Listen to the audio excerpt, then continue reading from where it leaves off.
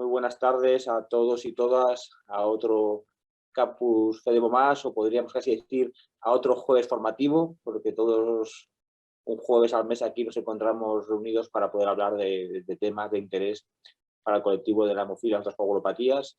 Hoy tenemos una sesión muy interesante y aunque pueda parecer que son dos temas diferenciados y unidos, tienen una gran unidad temática, como es el dolor, la salud articular y su impacto en la calidad de vida. Y para poder hablar de ese tema tenemos a dos ponentes conocidos y queridos por todos nosotros, pero que nos acompañan y a los que queremos agradecer su tiempo. También comentaros brevemente cuál va a ser la mecánica de la sesión. Primero hablará el doctor Cuesta Barrioso, nuestro querido amigo Rubén, sobre una sesión de salud articular y calidad de vida.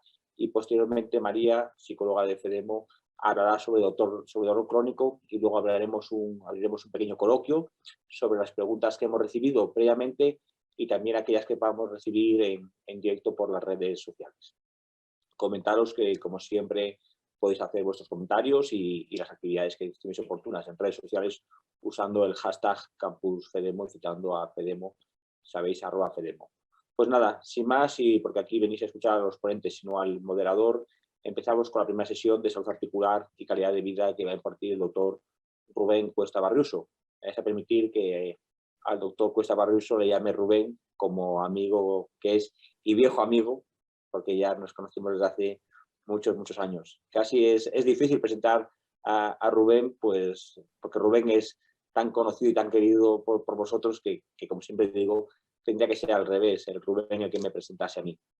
Todos lo sabéis, pero para los que seáis quizás recién llegados al mundo de la hemofilia, Rubén, además de ser investigador en hemofilia, ahí veis que es investigador principal del grupo INEFIS, ser doctor en fisioterapia en la Universidad de Murcia, un máster en terapia manual en la Universidad de Zaragoza y fisioterapeuta por la Facultad de Ciencias de la Salud de Soria de la Universidad de Valladolid, además de este importante currículum investigador con un número elevadísimo de referencias. Acabo de entrar a su ResearchGate y cada vez hay más y más artículos, por lo tanto ya la cifra es tremenda. Además de todo este papel investigador de referencia en el mundo de la fisioterapia en hemofilia, ha tenido un importante papel también reivindicativo en el movimiento asociativo de FEDEMO. Fue secretario general de FEDEMO, ha sido durante muchos años el secretario de la Real Fundación Victoria Eugenia y también presidente de la Asociación de Hemofilia de Burgos. Por lo que podéis ver, tiene una visión totalmente 360 sobre la hemofilia, en la investigación, en la gestión de una asociación científica como la Fundación Victoria Eugenia y también en el mundo asociativo. Por lo tanto, Rubén, muchas gracias por este tiempo que compartes con nosotros. Te lo robamos, pero sabemos que lo dejas robar con mucho cariño. Muchas gracias y sin más, tuyo es el turno de palabra. Pues muchas gracias, Daniel, por la presentación. Gracias a FEDEMO por invitarme a participar en este campus. Y voy a intentar aportar brevemente unas nociones muy básicas sobre un aspecto que creo que es importantísimo en hemofilia. Una manifestación que es habitualmente en la que describen la mayoría de los pacientes con artropatía, que es el dolor crónico. El dolor crónico muy diferenciado del dolor agudo de Hemartros, ese dolor que, bueno, todos los pacientes que han tenido Hemartros saben lo que es, ese dolor nocturno que no te deja dormir, que no hay posición, que no hay analgesia que valga y que solamente el factor y las horas puede aliviar. Pero me voy a centrar en el dolor crónico, el dolor que viene asociado a la artropatía hemofílica y a la sinovitis, porque es uno de los grandes déficits que tenemos desde el punto de vista asistencial, por un tratamiento que muchas veces se nos valora y que es una de las grandes complicaciones de los pacientes en el día a día. El título de la charla, salud articular y calidad de vida, es por la relación que tienen ambas variables con el dolor crónico. En la artropatía hemofílica, como vamos a ir viendo, hay unos déficits a nivel articular que provocan un dolor cronificado en esa articulación y que acaba influyendo en mayor o menor medida en la calidad de vida del paciente. Cuando hablamos de salud articular, hablamos de la integridad de la articulación, como con el paso de con la repetición de los hemartros en una misma articulación, nos encontramos con que esa articulación se va destruyendo poco a poco y normalmente, aunque en Marcros solo nos damos cuenta del daño que se provoca esos 2, 3, 4 días que tenemos el hemartros, poco a poco la repetición de esos hemartros va provocando un deterioro en el cartílago, un deterioro en el espacio interóseo, y con ello nos queremos dar cuenta, por desgracia, muchas veces el daño es irreversible y comienza lo que se conoce como artropatía hemofílica. En hemofilia hay 3 palabras que creo que todos los pacientes estamos más que acostumbrados a oír: las hemartrosis, sinovitis, artropatía hemofílica, y en este orden es como se va instaurando un deterioro articular. Cuando hablamos de un hemartros, hablamos de una inflamación, una gran inflamación en muy pocos minutos, en 1 o 2 horas, un dolor difícilmente aliviable, que no se puede aminorar prácticamente de ninguna manera, prácticamente con crioterapia, reposo y esperar, una impotencia funcional y un bloqueo de esa articulación, pero que es un proceso reversible. Con el paso de las horas y un buen régimen terapéutico con factor 8, factor 9, es reversible. Cuando aparece una sinovitis, esa articulación presenta una inflamación más esponjosa, no es tan rígida como un hemartros, hay calor, pérdida de la movilidad, sobre todo en los últimos grados de esa flexión de codo, esa extensión de codo, de rodilla, tobillo, y hay una déficit de fuerza. Empezamos a perder fuerza al coger objetos con el brazo, si la sinovitis está en el codo, en la rodilla o en el tobillo. Y llegamos a una fase, la de la artropatía hemofílica, donde hay una deformidad que se ve, visualmente se ve como esa rodilla, ese tobillo, ese codo están deformados.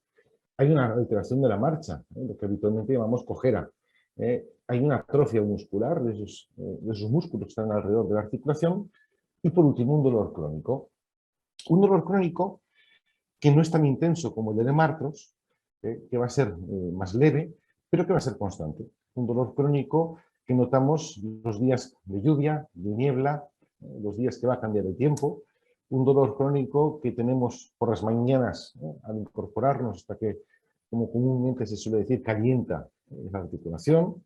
Un dolor crónico que estamos en una comida, en una sobremesa larga, cuando nos incorporamos otra vez, aparece en esa articulación.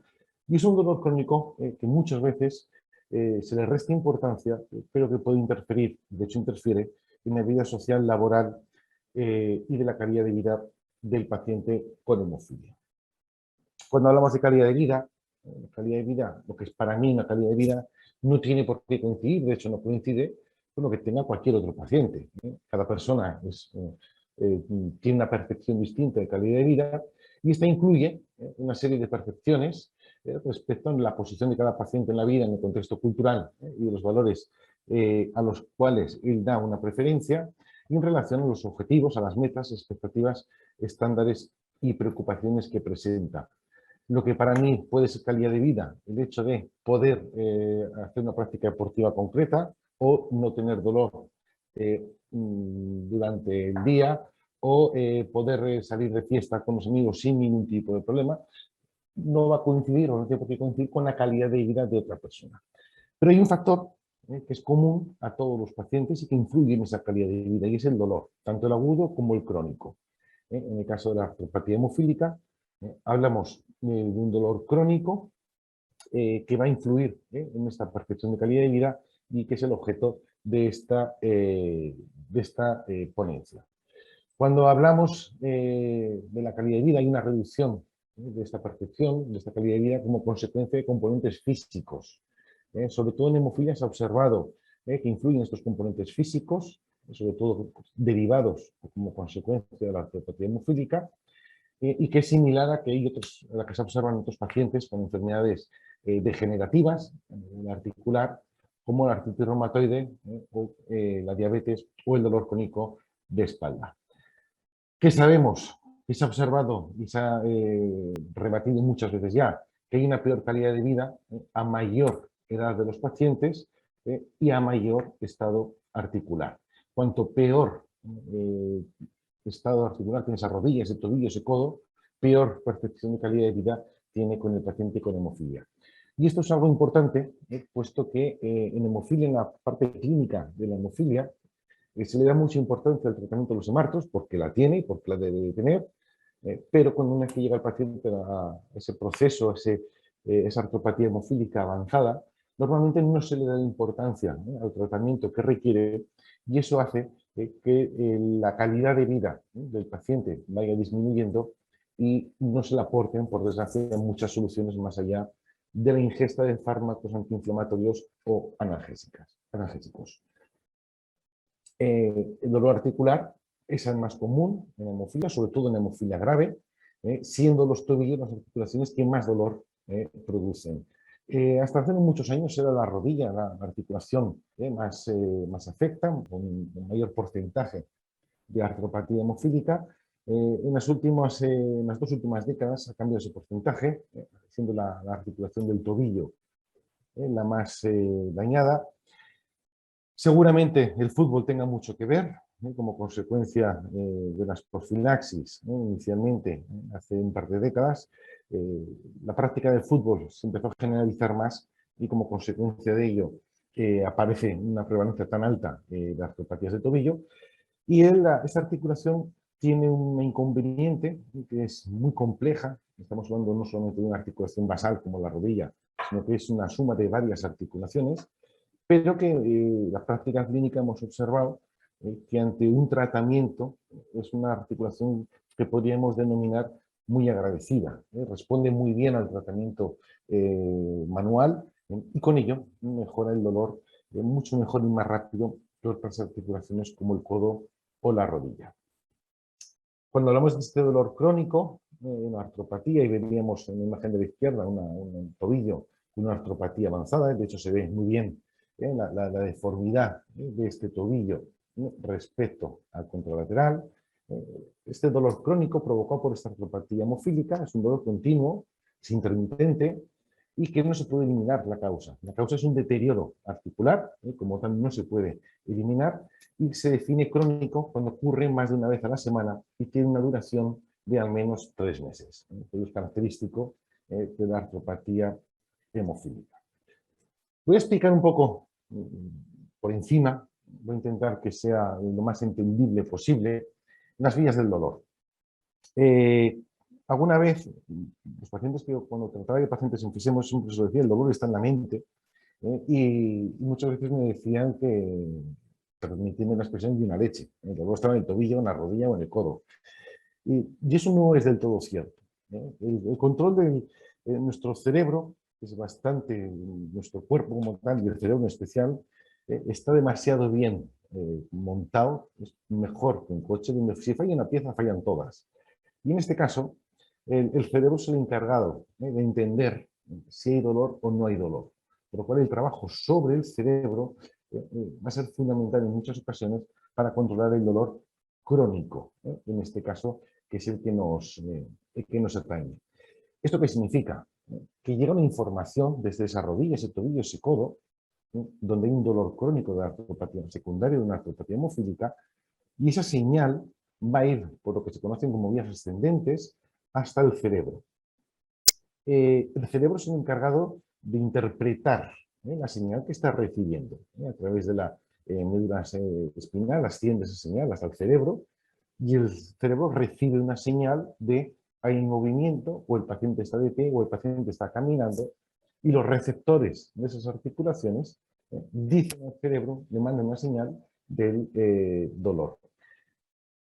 ¿Qué es lo que se trata? De que esa respuesta que recibe el cerebro no sea de dolor, sino que sea de movimiento, de presión o de cualquier otro estímulo que no sea específicamente de dolor. Esto es lo que pasa en condiciones normales.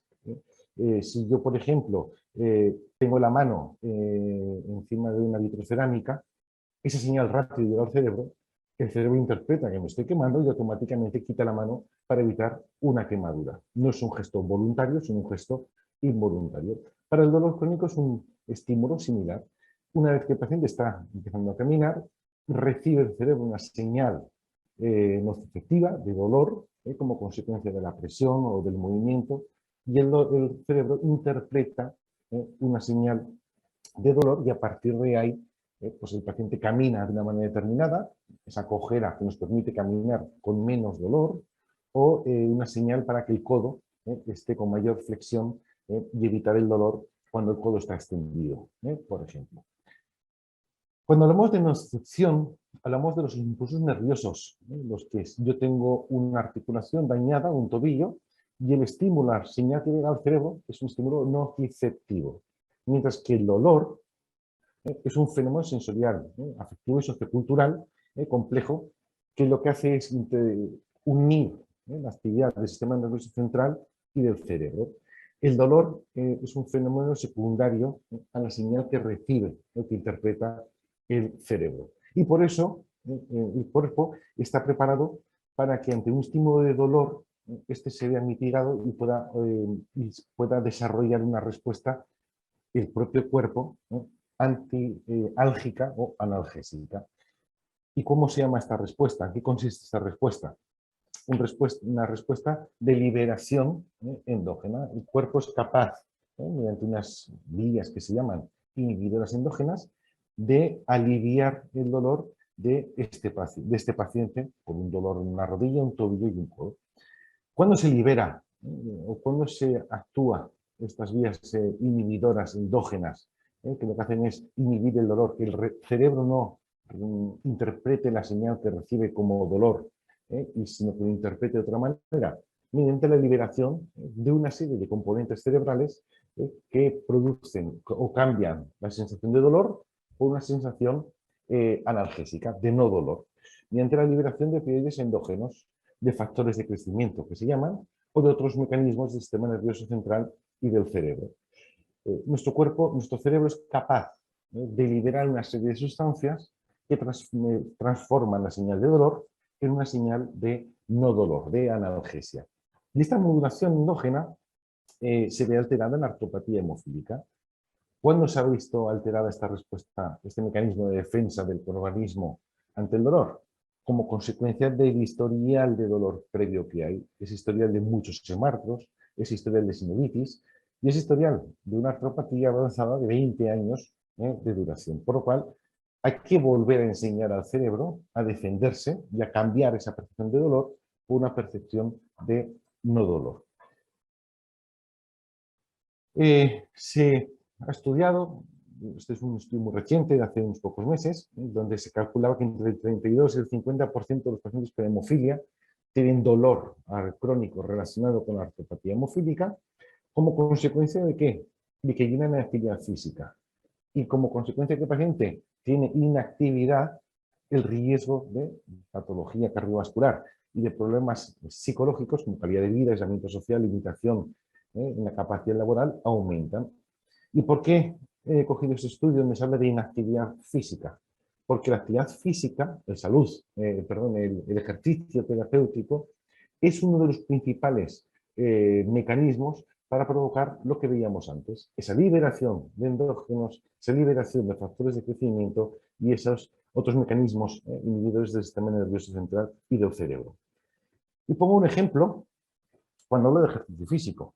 Cuando un paciente tiene una artrosis, cuando empieza el desarrollo de una artrosis de rodilla, la recomendación inicial no es vamos a poner una prótesis, es baja del peso y camina mucho. Ese caminar, ese ejercicio aeróbico que se indica al paciente, tiene un objetivo, que es esa liberación de endorfinas, esa liberación del sistema nervioso central, de esas enzimas del sistema nervioso central, porque van a actuar como analgésico natural. En hemofilia, ¿cuál es el problema? Que la prescripción médica siempre fue no hagas nada por si acaso sangras o por el riesgo de sangrados, estate quietecito, y una vida sedentaria al fin y al cabo. Si encima tenemos dolor crónico, en esa rodilla, ese tobillo, va a ser mucho más complejo poder reanudar, poder comenzar esa actividad física básica. Y un paciente que tenga una vida sedentaria va a tener en condiciones normales un mayor peso del que debería o un sobrepeso directamente. Por lo cual, al daño articular le sumamos sobrepeso y le sumamos una vida sedentaria, lo que tenemos es un dolor crónico cada vez mayor y una importante limitación en la realización de actividades. Esto es lo que nos decían siempre. No hagas ejercicio, no saltes, no corras, ten cuidado con esto, con lo otro y con lo otro. Ahora, gracias a Dios, y gracias a los nuevos tratamientos que tenemos, a la instauración, la generalización de la profilaxis, el riesgo de sangrados es prácticamente mínimo. Nunca va a ser nulo, pero es mucho menor que el que había hace apenas 15, 20 años. Estos tratamientos profilácticos, y que encima son cada vez más eficaces, nos da una seguridad. ¿Para qué? Para empezar a hacer ejercicio, para empezar a mover. Ese paciente se puede empezar a mover. ¿Y empezar a moverse qué significa? ¿Meterse una paliza de 3 horas en un gimnasio? No, empezar por caminar. Y poco a poco ir haciendo que el cerebro empiece otra vez a provocar, a producir esas sustancias analgésicas que de forma natural, de forma endógena, era capaz de provocar o de producir hace años, pero que cuya respuesta está inhibida por el historial de dolor crónico, por el sedentarismo y por el hecho de que el paciente no produzca esas sustancias por la inactividad física. Voy a poner un ejemplo real. Rubén, perdona que te interrumpa, si podemos nos quedan unos 3-4 minutos. Vale, voy a poner un ejemplo real, porque yo creo que esto es algo que ayuda y que puede incluso motivar, con permiso del paciente, un ejemplo de inactividad, de artropatía, sobrepeso, y como un ejemplo de superación de que realmente se puede cambiar ese historial de dolor crónico en hemofilia. Un paciente con artropatía avanzada de rodillas y tobillos, con dolor crónico, sobrepeso, inactividad, y lo que al principio era más importante, miedo a caminar, miedo a hacer ejercicio, miedo a hacer cualquier tipo de actividad por miedo a un sangrado o a mayor dolor. Este paciente, la recomendación que se hizo fue fisioterapia y ejercicio. Vamos a combinar sesiones de cada X tiempo de fisioterapia y ejercicio todos los días. Nada de estar quieto en el sofá sin hacer nada. Respuesta inicial: no puedo, no puedo, no puedo, no puedo, hasta que ese no puedo se transformó en un voy a intentarlo. Este paciente, con mucha constancia, con mucho sacrificio, reconozco que esfuerzo tuvo bastante y mucha motivación, empezó periódicamente a hacer ejercicio. Bien en el gimnasio y bien caminatas, como podéis ver, no son precisamente caminatas por terreno liso y llano. Paso a paso empezó a aumentar las distancias de 6,3 a 16 kilómetros por día, lo cual necesita una constancia y un esfuerzo que es encomiable. Y un año después, este paciente fue capaz de bajar el peso, el sobrepeso que tenía, mejoró la percepción de dolor de una manera considerable y lo que él decía, su calidad de vida, las relaciones sociales, las relaciones con sus hijos y el hecho de que él se veía mucho más capaz, se ve más capaz para realizar 1000 actividades que antes estaba limitado por ese dolor, por esas limitaciones articulares características de la artropatía hemofílica. Menos dolor, más motivación, mejor autoestima y mejores relaciones sociales. Esto es lo que se ve, las imágenes es lo que se ve, pero lo que no se ve es lo que el paciente te muestra, lo que la familia te dice. Y si Juan Antonio en este caso ha podido, yo creo que todos los pacientes debidamente asesorados y con un buen control por parte de un profesional sanitario pueden hacer. Realmente el dolor crónico, insisto, no está en las rodillas, en los tobillos y en los codos. Gran parte de ese dolor está a nivel del cerebro y de nuestra mente.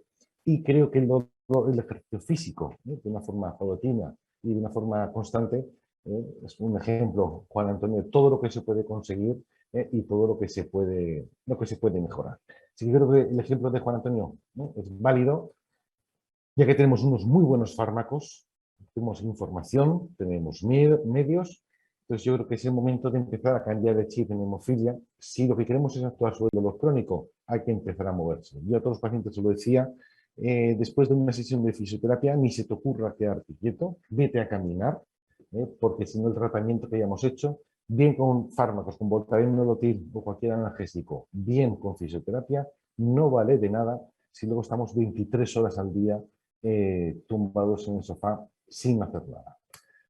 ¿Qué nos falta? Elegir. Vida sedentaria, vida activa. Entonces, ¿qué creo que estamos en un momento de alternativas terapéuticas que nos permiten cambiar ese chip, no por lo que nos han dicho, sino por lo que muchas veces los pacientes nos creemos que no podemos hacer X, y yo creo que el ejercicio terapéutico es ahora más que nunca una realidad en hemofilia.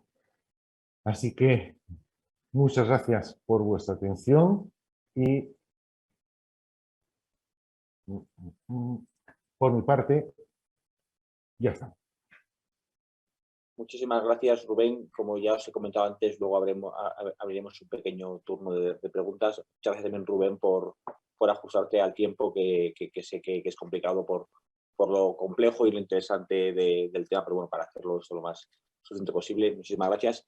Y sin solución de continuidad, damos paso ya a María Sánchez. María Sánchez es psicóloga, es la psicóloga que ya sabéis trabaja en FEDEMO. María es psicóloga por la Universidad Autónoma de Madrid y a pesar de su arrebatadora juventud tiene una ya muy profunda experiencia en el mundo sanitario.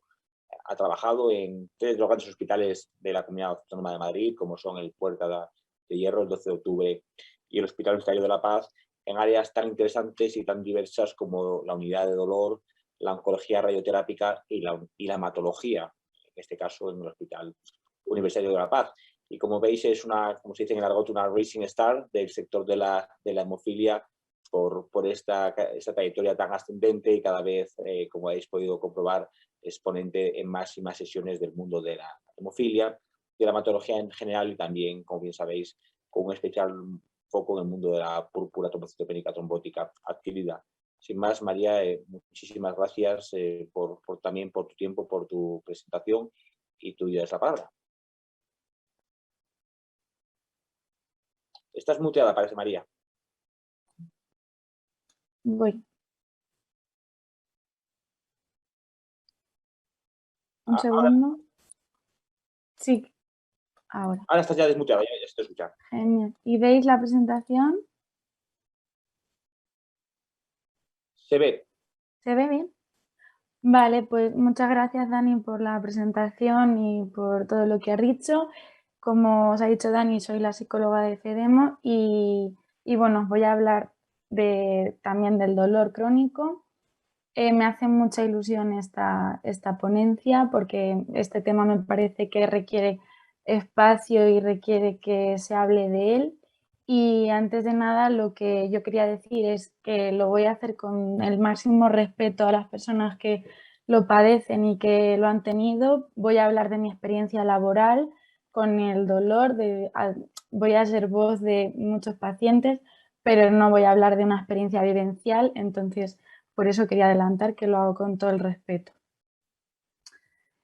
Toda la presentación la voy a basar en esta frase, que es: no es el cuerpo el que sufre, sino el individuo entero, porque, bueno, los 3 puntos de los que va a tratar la presentación van a ser, en primer lugar, de las características emocionales del dolor, que creo que es muy importante también ver cómo nos hace sentir el dolor y sus características, los factores psicológicos del dolor, que cuando llegue a esta parte pues ya me detendré más en lo que significa factores psicológicos, que en ningún caso es me estoy inventando el dolor.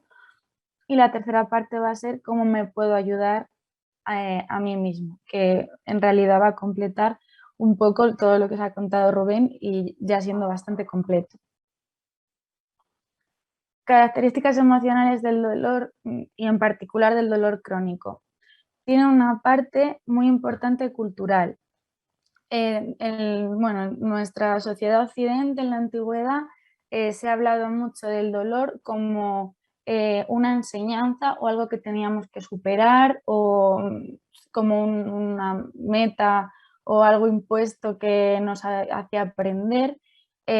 Con el paso del tiempo esto se ha ido disipando. Ahora también hay otra parte en la que queremos soluciones rápidas para problemas enseguida, no queremos sentir ningún tipo de dolor, entonces el dolor pues no deja de tener gran parte social.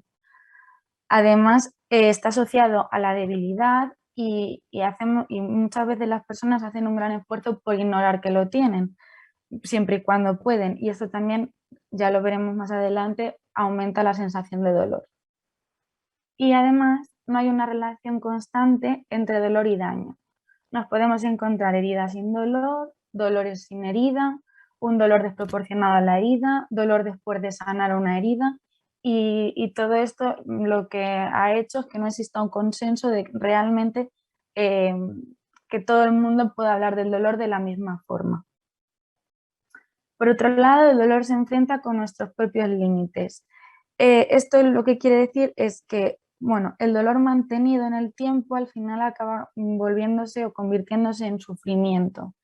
Y este sufrimiento, pues, bueno, como he dicho antes, vuelve a tener la dificultad de no saberlo explicar. El dolor es invisible muchas veces para el resto de personas. No puedo enseñar directamente, o sea, decir, me duele aquí, pero no puedo enseñar realmente lo que me duele o el sufrimiento que estoy sintiendo. Y bueno, os he querido poner esta frase porque creo que me parece muy característica, pues el sufrimiento solo dispone de mi propia humildad para expresarlo, o sea, no dispone de otra cosa y esto, pues como ya he dicho, dificulta en el entorno y dificulta al yo intentar explicarlo. El dolor aumenta cuando se asocia a lo irremediable. Esto también es una característica muy concreta del dolor crónico, que se siente como irremediable. Esto se junta con la impotencia que tenemos de que los médicos no lo sepan solucionar, muchas veces incluso no lo sepan explicar y nos puede ir haciendo que perdamos la confianza con nuestro propio cuerpo. Traducido también, pues sentir al cuerpo como un enemigo y eso pues también duele. Y sobre todo el lenguaje tiene un papel importantísimo en el dolor. He puesto aquí el acceso al lenguaje que utiliza el niño a afinar su experiencia subjetiva, porque creo que es algo que desde pequeños deberíamos promover, que dejar a los niños que se expresen desde muy pequeños para que con el paso del tiempo sepan afinar más y explicar más su dolor. Como yo me cuente lo que me duele, Rubén antes lo ha dicho, como yo lo valore, va a tener un punto muy importante en que yo lo perciba de una manera más intensa o más inaguantable que si me lo cuento de otra forma. Factores psicológicos del dolor. Lo primero y más importante es que la persona con dolor crónico no tiene problemas psicológicos. Y lo que no quiere decir que en todo dolor no haya un componente psicológico. Muchas veces cuando se le cuenta a los pacientes que para completar el tratamiento al dolor pueden ver a un psicólogo o que puede que su dolor sea psicológico, los pacientes lo reciben con una sensación de me lo estoy inventando, lo estoy exagerando y en ningún caso es por ahí. Pero eso no quiere decir que en el dolor no haya componentes psicológicos y, como ha dicho Rubén antes, no haya una parte en la que se elige. Bueno, antes Rubén nos ha hablado de las vías de transmisión del dolor. Esto también se le llama teoría de la puerta, que es la transmisión de los impulsos nerviosos desde la periferia de la médula espinal. Está modificada por un mecanismo similar a una compuerta que se encuentra en el asta dorsal de la médula. Lo que quiere decir que la actividad de determinadas fibras nerviosas puede llegar a producir analgesia. Que antes de ir a la parte o qué condiciones podrían favorecer esa analgesia y qué condiciones la pueden perjudicar, hay 3 dimensiones que van luego a variar esas condiciones. La primera dimensión es la sensorial, la que ayuda a aumentarlo o disminuirlo.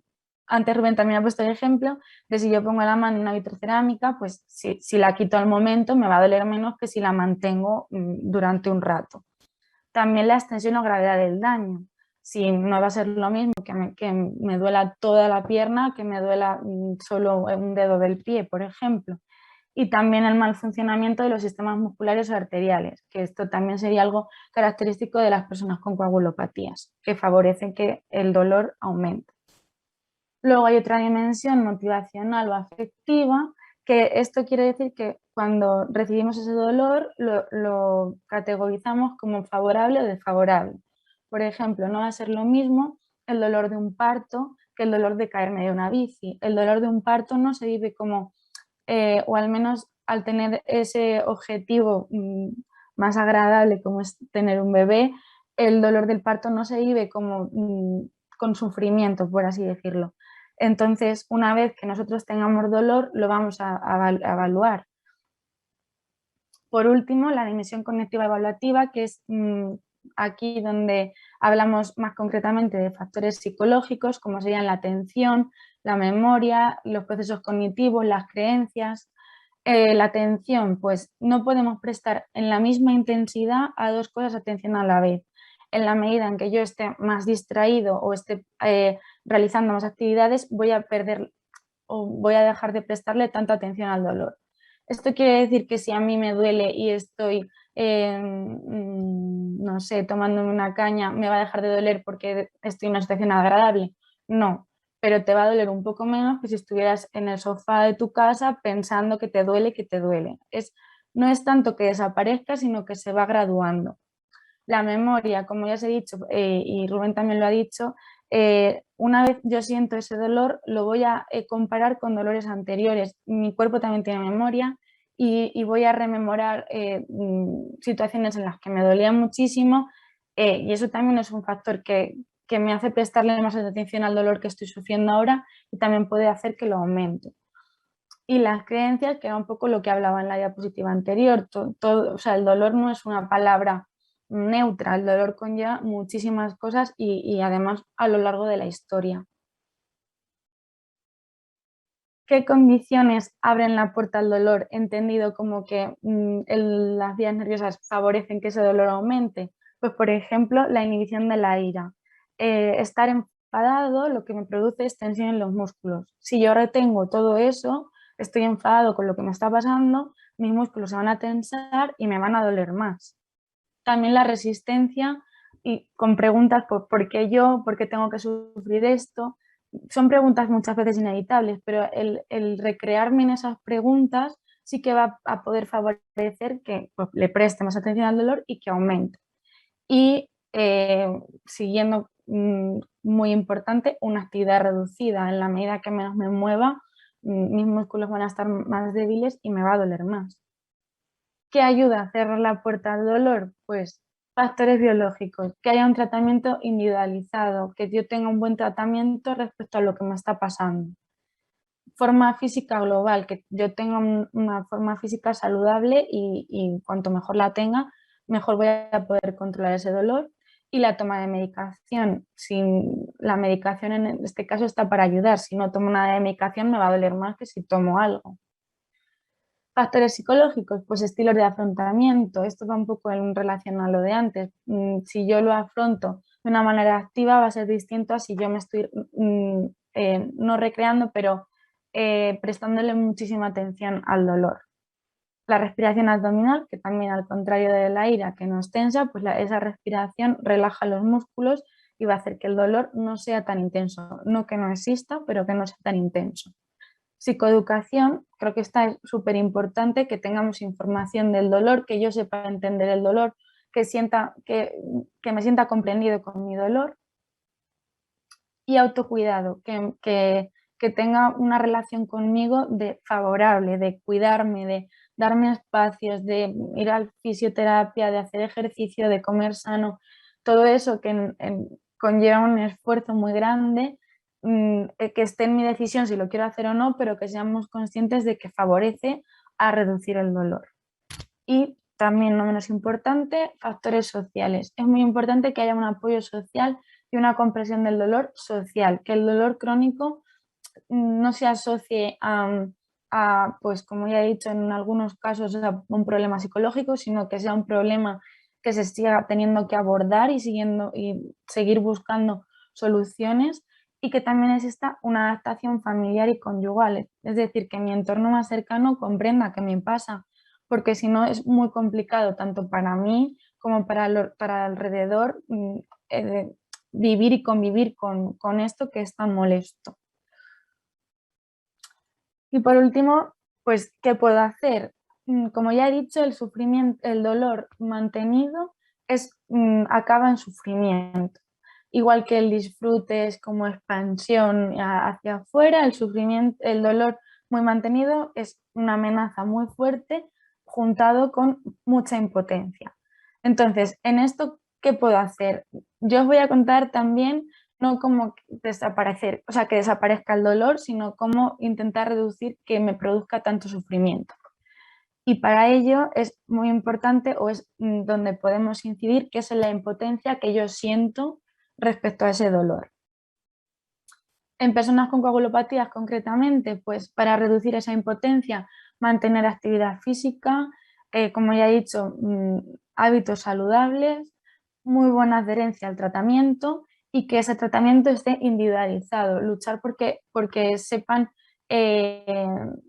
no callaros el dolor, sino explicarlo todas las veces que sea necesario para que consigan un tratamiento muy individualizado y que tú sepas que por parte de la medicina no se puede hacer mucho más y que tú tengas tu abanico de posibilidades.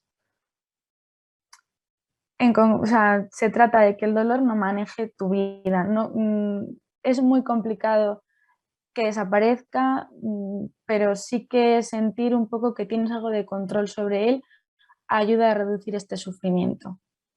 Y sigo incidiendo, pedir información, realizar acciones de autocuidado, el estilo de afrontamiento proactivo, seguir realizando actividades en la medida que puedas, tanto físicas como del día a día, mantenerte activo, ya sea viajando, con ocio, no tiene que ser todo, o sea, que el físico es muy importante, pero más actividades en tu día a día, poner mucha atención a los círculos viciosos, esto es, pues si a mí me duele, me quedo en casa porque siento que no puedo hacer nada, entonces como siento que no puedo hacer nada, dejo de hacer actividades, ese dejar de actividades hace que aumente mi dolor, como me ha aumentado el dolor, sigo dejando de hacer.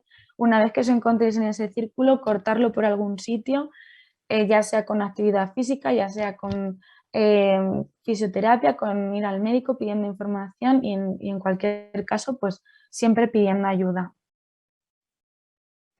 Y ya para terminar, os quería proponer una prueba.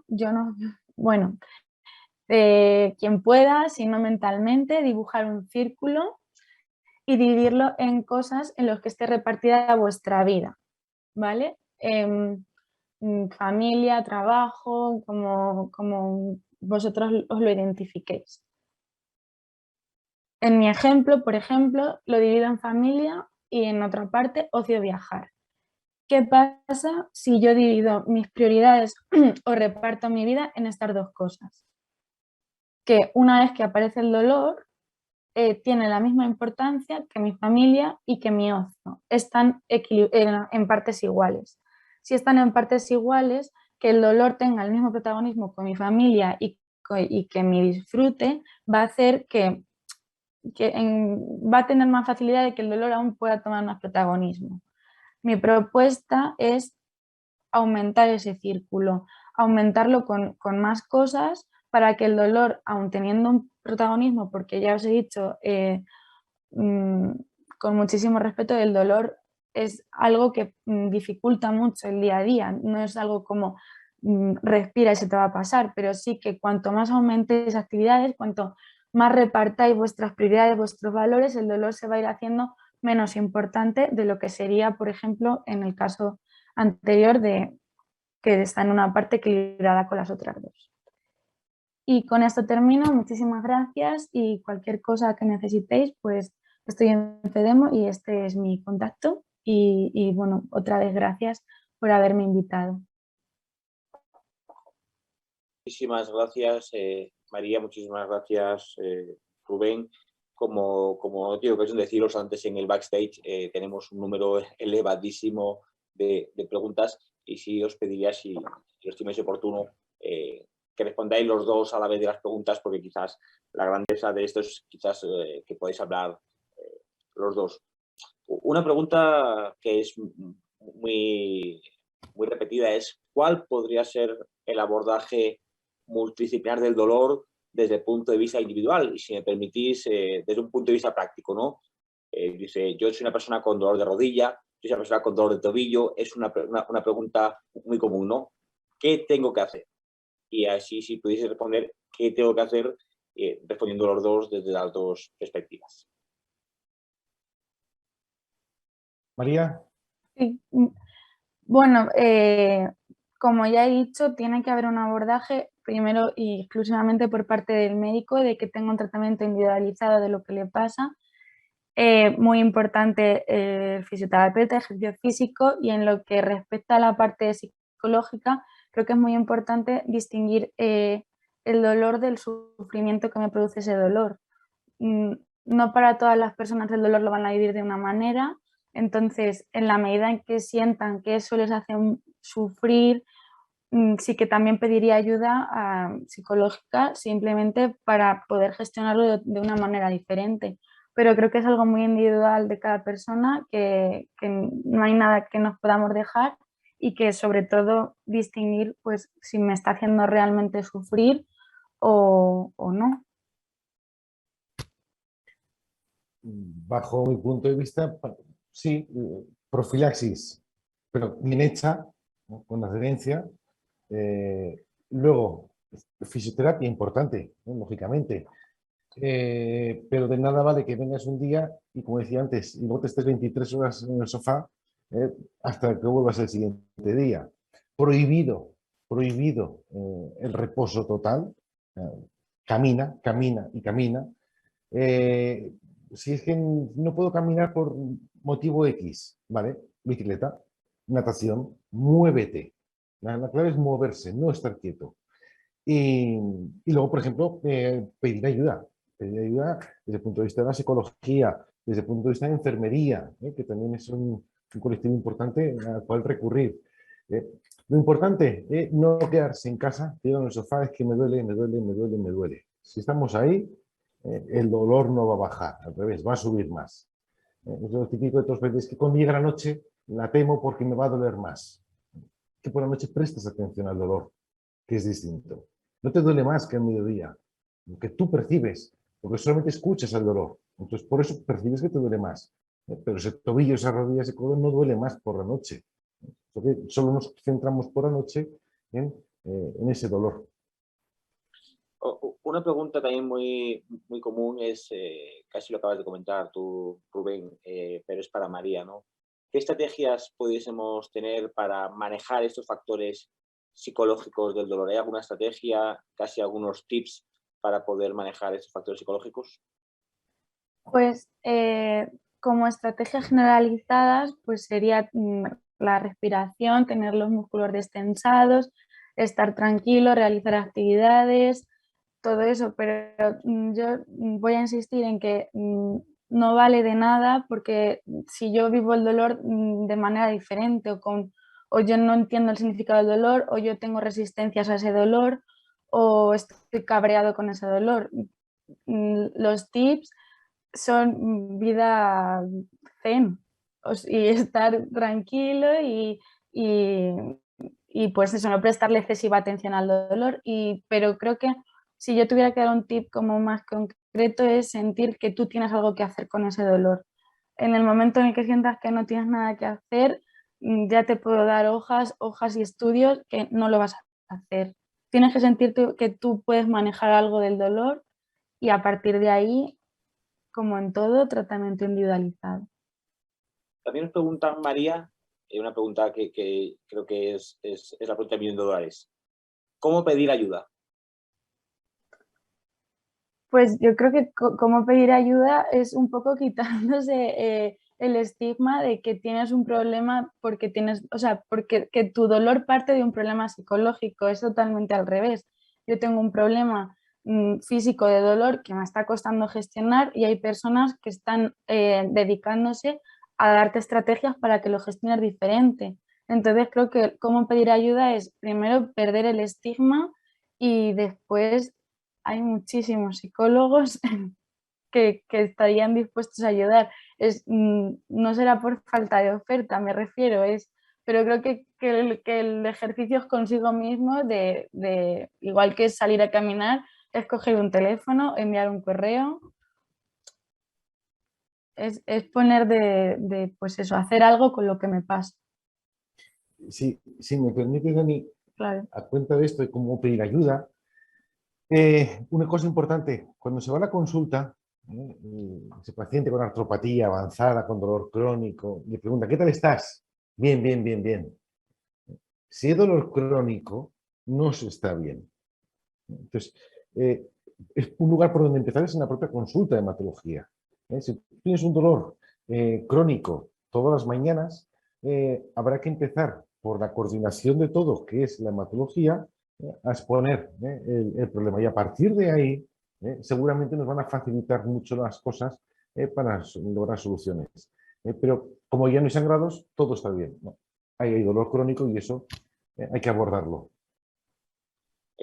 Totalmente de acuerdo, Rubén, y ahí creo que tenemos que entrenar todos los pacientes el mea culpa, ¿no? Porque nos entradillas que estás muy bien, muy bien, muy bien, y hasta los 5 minutos no cuentas lo que te pasa, ¿no? Al final, casi al final ya de refilón, y lo digo en primera persona, oye, ya de paso te cuento que me duele todo mucho, ¿no? Pero al final todo muy bien, muy bien, muy bien.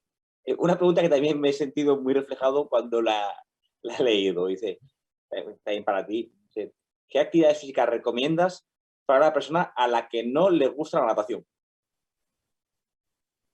Pues la que más le guste. Yo, a ver, es que hay que cambiar de chip. Antes era o no hagas nada o solo haz natación. El resto está prohibido. Bueno, vamos a cambiar de chip. Hemos cambiado ya con los fármacos. Ya tenemos unos fármacos que nos permiten una vida prácticamente normal. No vamos a torturar a un paciente nadando cuando odia nadar o cuando le hemos hecho que odie nadar después de tantos años nadando. ¿A ti te gusta? ¿Qué te gusta? ¿Andar en bici? Vamos a andar en bici. Adaptemos el sillín, adaptemos la silla y empezar a caminar en bicicleta. ¿A ti qué te gusta? ¿El baloncesto? ¿El pádel? Hagamos la actividad que quiere el paciente adaptada para que la pueda realizar. Un ejemplo, paciente que dices que yo me gustaría ir al gimnasio y hacer elíptica, pero es que el tobillo, como no lo puedo doblar, no llego abajo. ¿Vale? Pongamos un alza, pongamos una plantilla, de manera que el paciente pueda apoyar todo el pie y que haga elíptica. Todo es adaptable. Todos los deportes, lógicamente, karate, judo, tal, pues te gusta, vale, lo siento, pero televisión la tienes ahí para verlo. Pero deportes que no sean de riesgo, hay que adaptarlos para que el paciente lo haga. Pero esto vale para hemofilia y vale para cualquier otra enfermedad. Otra pregunta también para ti, Rubén, que muy interesante, pregunta a una persona. ¿Se puede llegar a recuperar movilidad dentro de los límites con el tratamiento, con el ejercicio, con la rehabilitación? A ver, hay una parte del movimiento que cuando se pierde, que es la del choque de las dos articulaciones. Cuando hay choque de un hueso contra un hueso, esa parte de movilidad no se va a perder. Pero si yo, por ejemplo, voy a poner así para que me podéis ver, cuando yo tengo un brazo que no se estira durante 15, 20 años, esta musculatura está acortada. Y sobre esta musculatura hay que trabajar. ¿Vamos a ganar 20 grados de movimiento? No. Pues los 2 o 3 que ganamos son grados que no vamos a tener de déficit. Llega un momento, por desgracia, donde no se puede ganar nada. Por eso no hay que no hay que esperar a los 50 años, cuando hay que empezar a trabajar y a prevenir desde el comienzo de la artropatía. Hay también un cierto mito, que ya sabemos que no es real, y es que los jóvenes con hemofilia no tienen ningún tipo de impacto, cuando luego sabemos que sí tienen impactos articulares y en dolor. ¿Podéis profundizar algo más sobre cuál puede ser el abordaje del dolor en las personas jóvenes, en adolescentes y adultos jóvenes? No he entendido muy bien la No, pregunta. sí, perdóname, Rubén. Digo que hay un cierto mito sobre que los jóvenes con hemofilia están perfectos, no tienen ningún daño articular ni ningún tipo de dolores, cuando luego en la práctica vemos cómo, quizás no en los mismos grados, que las personas muy añosas sí tienen dolor y tienen limitación articular. Y existe este cierto mito de que están perfectos, ¿no? ¿Hay alguna estrategia para poder, para los padres y también para los propios personas jóvenes, de cómo poder pedir ayuda y cómo poder abordar esta situación en la que a veces parece que es que no deberían tener dolor ni limitaciones, pero realmente lo tiene? A ver, entiendo que es por los últimos años, décadas, donde en teoría hay profilaxis y todo el mundo está de maravilla. hasta que llega un momento que el paciente un día se levanta, tiene dolor, le hace una resonancia y dicen, ¿qué ha pasado aquí? Que tenemos un daño articular ya. Creo, yo siempre he dicho que hemos pasado de no poder hacer nada a que haya libertad para hacer de todo. El paciente sigue teniendo hemofilia, una profilaxis, pero sigue teniendo unas articulaciones vulnerables a un mínimo daño articular. Si un paciente pasa por tener hemofilia grave a estar todo el día jugando a fútbol o haciendo una práctica deportiva de riesgo, tarde o temprano esas articulaciones tendrán un mínimo daño. Si eso no lo controlamos, llegará un día donde ese paciente tiene una artropatía avanzada y nos damos cuenta, porque de buenas a primeras aparece una resonancia de control o radiología, un daño articular. ¿Cómo se previene esto? Primero con cabeza, creo yo. Segundo, con una buena adherencia, que la teoría de la práctica hay un mundo. Y en tercer lugar, revisiones periódicas, pero de verdad. Revisiones de verdad. También hay una pregunta, María, sobre la adherencia al tratamiento, ¿no? Y el impacto quizás psicológico y la carga de tratamiento que conlleva un tratamiento profiláctico en hemofilia. ¿Nos podrías quizás, y ya para ir concluyendo, dar alguna pincelada de cuál es un abordaje psicológico de las personas, sobre todo de los adolescentes y adultos jóvenes que tienen falta de adherencia por esta percepción de la carga de tratamiento? Yo creo que, en primer lugar, dejarles expresar que es pues mucha, o sea, que se comprende que es mucha carga, que es algo que tienen que hacer costosamente, que no es ninguna tontería, pero que es la vía a que ellos estén mejor por ellos mismos. O sea, que esa adherencia no es por nadie ni por nada, sino que es por él.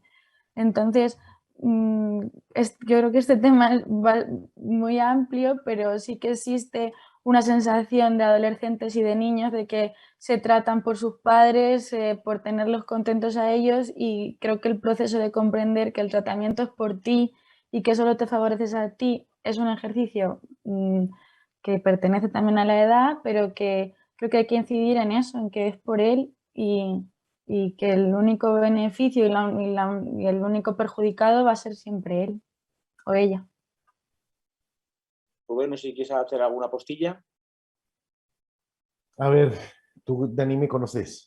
Sabes que yo, cuando hablamos de adherencia, creo que lo más eficaz para que un joven o un adolescente sepa qué es lo que pasa por no tener adherencia es ver a otros pacientes que no tuvieron profilaxis y en qué situación está. ¿eh? Antes que no había profilaxis, pues por desgracia sabías que a los 16, 18, 20 años el resultado iba a ser X, artropatía hemofílica. Estos jóvenes, adolescentes que han estado en profilaxis, están perfectos, no tienen miedo a algo que desconocen. No tienen miedo a un hemartros porque nunca tuvieron hemartros. Pero el día que tengan un hemartros, igual empieza un proceso que va a ser difícil de parar. Por lo cual, si no saben a qué se enfrentan, y eso hay que verlo, tienen que verlo en otros pacientes o imágenes, difícilmente van a respetar algo que no tienen miedo porque nunca han visto. Pues la verdad es que lo sé, Rubén, y lo comparto, ¿no? Y quizás esa idea de el hemartros, el primer hemartros ya inicia un proceso, desencadena un proceso que no se puede parar, ¿no? Por lo tanto, hay que ser conscientes de que ningún hemartros, ya uno es demasiado, como bien sabemos todos. Pues nada, muchísimas gracias. Somos puntuales casi, bueno, puntualidad británica total, porque llevamos 60 minutos exactos y ya estamos para concluir la sesión. Muchísimas gracias, Rubén, María, por vuestro tiempo. Ya quedáis liberados de esta sesión. Muchísimas gracias otra vez y, por supuesto, muchísimas gracias a las personas que están al otro lado de la pantalla escuchándonos, porque al final esto lo hacemos no por charlar un rato Rubén, María y yo, sino sobre todo con vosotros, ¿no? Por lo tanto, muchísimas gracias por compartir con FEDEMO, con el Campus FEDEMO, con esos jueves formativos una vez más. Y por supuesto, como siempre, a los patrocinadores que veis ahí arriba, sin los cuales no podríamos llevar a cabo las actividades que FEDEMO realizamos. Biomarin, CSL Behring, Pfizer, Roche, Sanofi Genzyme, Bayer, Sobi, Novo Nordisk, Takeda, Octafarma y, por supuesto, como unos financiadores básicos para nosotros, el Ministerio de Derechos Sociales y Agenda 2030 y Fundación OPE. Pues nada, muchísimas gracias a todos y a todas por vuestro tiempo, por vuestra dedicación y hasta la próxima sesión que anunciaremos como siempre por redes sociales y por nuestra página web. Hasta pronto. Muchas gracias. Gracias. Hasta luego.